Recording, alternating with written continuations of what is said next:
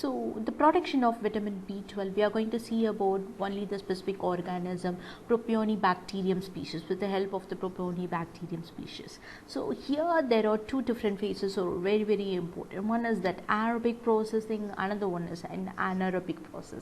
So it will be happened initially like an anaerobic process. When it have been reached to a certain stage, then it will have been converted into an anaerobic process. So it may require oxygen and it may not require oxygen when the whole production have been carried out. So here there are two different species is very important.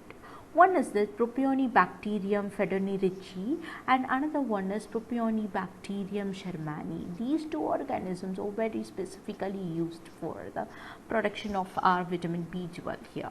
So in the anaerobic phase, like it is a preliminary phase and it takes at least 2 or 4 days, and it initially convert all the what we can say the raw materials present in our media will be converted and it will have reached till 5-deoxyadenosylin cobalamide. So till that the anaerobic process will happen. After that the air is required for the conversion of our exact product. So the final product will be 5-deoxyadenosylin cobalamine. This will be synthesized based upon the one of the intermediate 5,6-dimethyl imidazole. So this what exactly happen in an aerobic phase. So here both the anaerobic as well as aerobic phase will be continuously happen in two different types of reaction tank. So we can say like it is like a continuous process. If once the phase 1 is over, then the phase 2 will be happen, and until that we can say the upstream processing will be there. Then the recovery of our product. So here once the cobalamine have been produced, then we require to separate the cells as well as the cobalamine, and then once the supernatant have been collected, then it have been heated under 80 to 120 degrees centigrade for about 30 minutes with a pH of 6.5 to 8.5, so that it can able to separate the exact product from the either some of the solid substrate present in it. And then we will go for the centrifugation process, and then we will convert that cobalamine into cyanocobalamin by adding some of the cyanides. So in order to obtain a very stable component. So almost the produced vitamin B12 will have a purity over 80 degrees centigrade, and some of the feed additives are being added directly to it. And also by Pseudomonas species we are going to look at for. So especially the Pseudomonas denitrificants have been used for the large scale production of vitamin B12.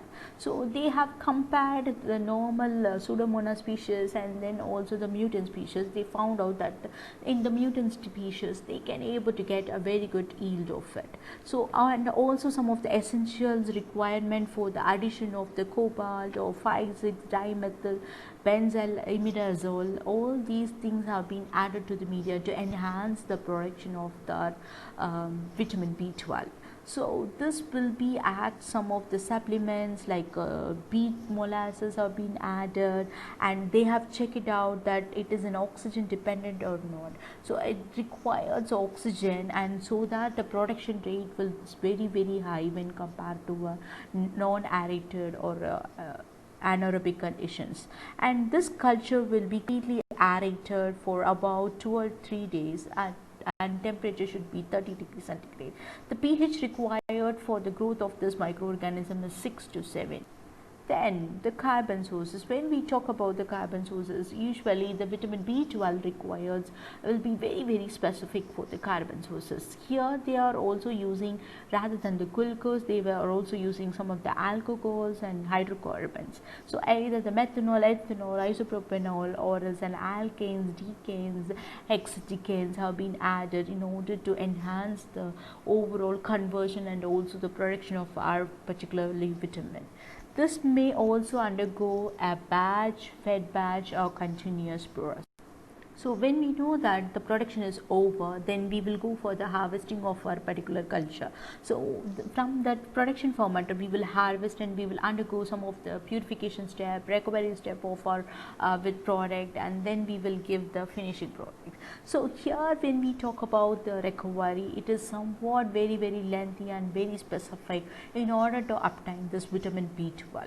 So here once the broth have been taken out, the cell as along with your some a product or byproducts will be present. So this solution is being heated to 80 to 120 degrees centigrade for about 10 to 30 minutes, and the pH have been adjusted to 6.5 to 8.5. So if you are heating this whole broth, then what will happen is that we can exactly remove the vitamin B12. So the cells have been removed separately and the vitamin B12 have been separately removed. Then once it have been done, then while it have been heated, we will add the thiocyanate or cyanate to the component. So we know that cobalamin will be very stable if we are having a cyanocobalamin. So cyanate as well as thiocyanate will be added when the solution is completely heated. And then when it has been over, then it is filtered down with the help of a zinc hydroxide. And if the zinc hydroxide have been added into it, and some of the tannic acid and or else a cresol will be added to specifically concentrate our vitamin B12. So the vitamin B12 will be precipitated down from that solution. So the byproducts, the cells have been completely removed. About 80% of the pure form of vitamin B12 will be obtained. So once it have been over, then we will move on to the specific purification process. Here they have different types of extraction steps. They by adding some of the organic solvents or else they will underwent for the ion exchanges. So this specific vitamin B12 will be isolated from the remaining waters or else byproducts present in it. Then once the product have been purified, then it will be crystallized, and also by adding some of the organic solvents.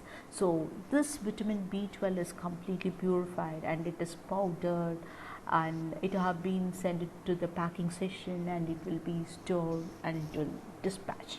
So this is the overall upstream and downstream processing of vitamin B12. You can diagram.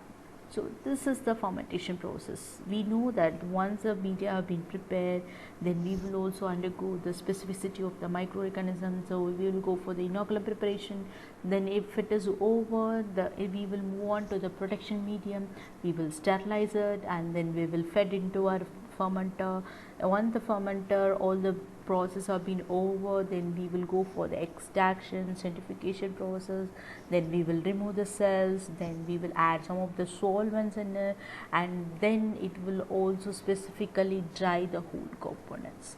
So this is what exactly the overall production process. So you can see what I have told you have been written here. The pure form of vitamin B12 will be crystallized and it have been stored it down for the dispatch of our product. So that's all about the vitamin B12. Yeah, thank you.